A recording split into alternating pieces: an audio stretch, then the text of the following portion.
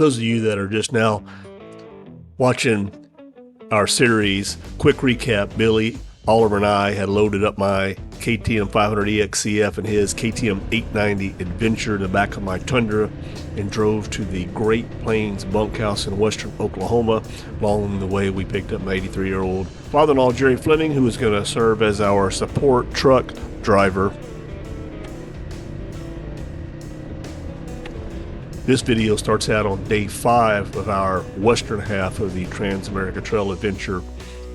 We had left Durango, Colorado, and were headed to Utah. For those of you familiar and interested in the Trans-America Trail, we were following Sam Carrero's route. After we entered Utah, we bypassed Monticello, or Monticello, however you pronounce it, because we didn't need to get gas. So at this point, we're headed north on the route. Our goal for the day was to reach Moab. We hit West Summit Road, 46 to 2 Mile Road.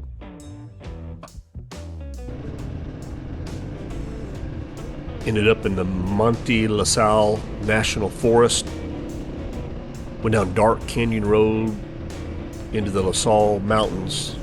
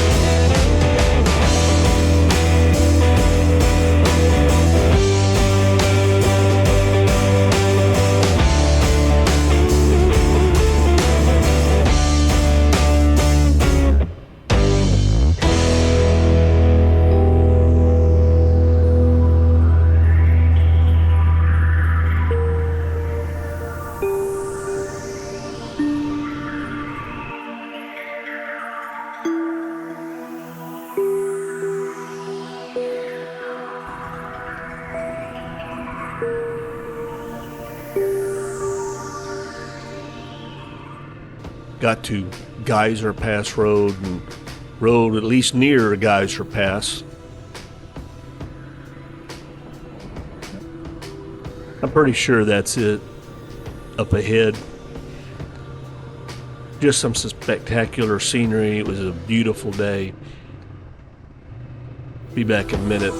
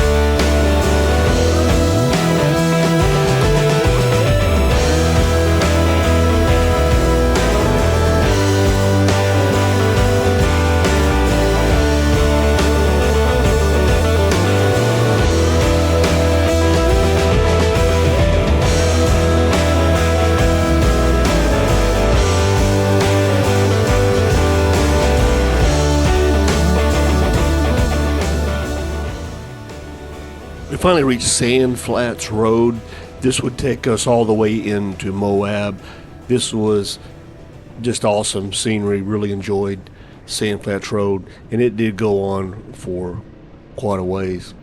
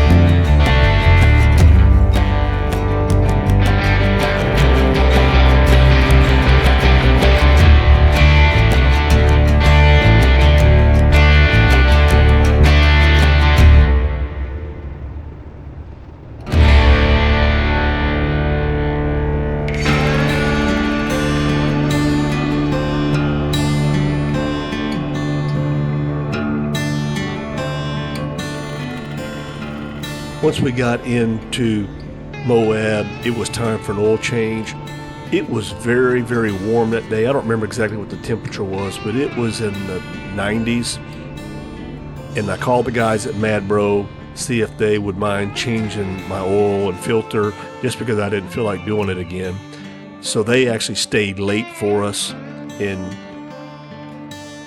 changed the oil of my 500. Shout out to those guys. Day 6, we left Moab. We're going to end up in Ferron, Utah. It'll be in 232 miles on the day. This route here is right outside of Moab, called Gemini Bridges Road. Just awesome scenery here. Also went down Island in the Sky Road, Old Dead Horse Point Road.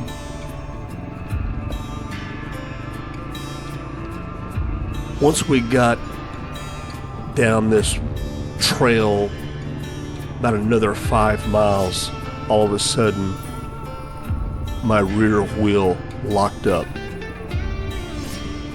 I initially thought there was something wrong with my engine, but it was indeed a brake issue. We sat there trying to figure out exactly the root cause, and I had actually given up, and I'd called a rescue service and told him where we were. He knew exactly, or pretty close to where we were, because he was familiar with Gemini Bridges Road. About that time, we messed with the brake a little bit more. Anyway, got it resolved. So I called the rescue guy back and told him we didn't need him, but to be prepared if we had to call him again.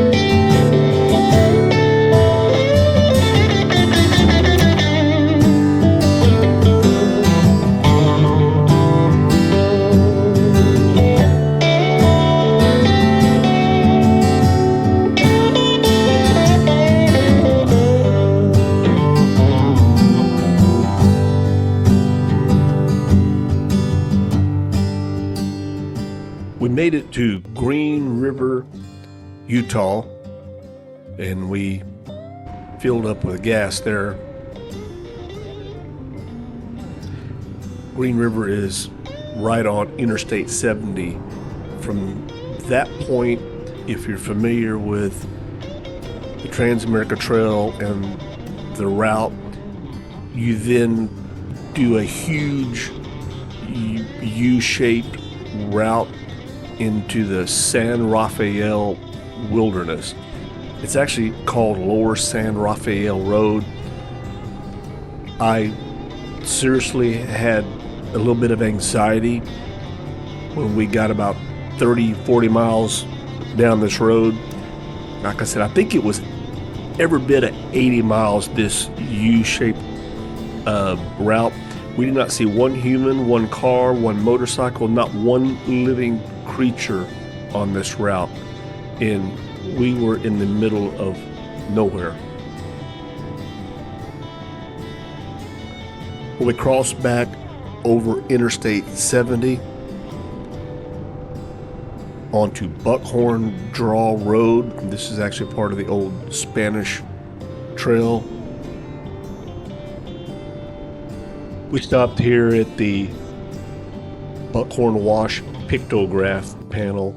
Kind of a neat little deal. Basically, it's ancient graffiti where folks that lived there drew pictures on the cave or canyon walls, rather. I'm gonna get a little ahead of the video, but we ended up in Castledale. That's where we thought we might stop, but the only motel in town was actually closed down.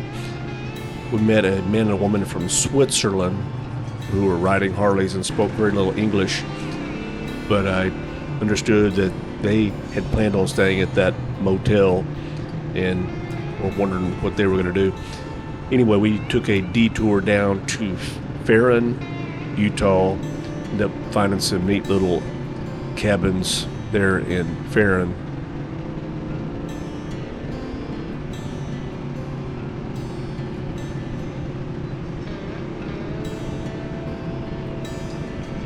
Ended up 232 miles on the day from Moab to Farron. Met up again with my father-in-law, who was enjoying the trip. He would just ride around to different spots, and again, he would just meet up with us at the end of the day. Day 7, we left Farron, Utah, and we ended up in Delta, Utah. The plan was to make it to Baker, Nevada, which would have been another 100 miles across what appears to be absolute wilderness. It's a really long story. Day 8, we left Delta and decided we were going to hit pavement to basically northern Utah. Went through Provo, Utah. Always been kind of a fan of Brigham Young football for some reason, so we had to drive by the stadium. A lot of this was on interstate, although we did get off the interstate and ride just some back roads that were parallel to the interstate. Of course, went through Salt Lake City.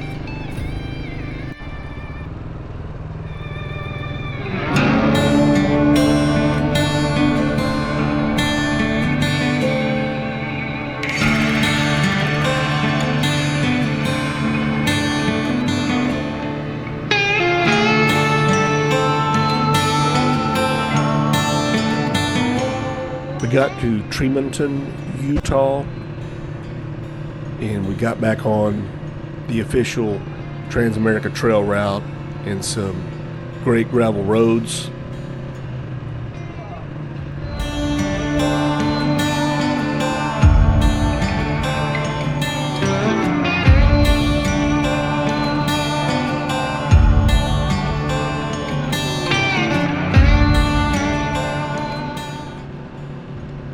We stopped here under the overpass at Interstate 84. We are in northern Utah. Can't be 10 to 15 miles from the Idaho border. Billy had to take a nap there for a few minutes. A lot of hay fields and a lot of these huge 4 feet by 8 feet hay bales, especially in Idaho. We ended up again in Burley, Idaho. Towards the end of the day, we got off of the route a little bit and stayed on pavement because we were just ready to get to a motel. And after 355 miles, we did reach Burley and found us a nice Holiday Inn.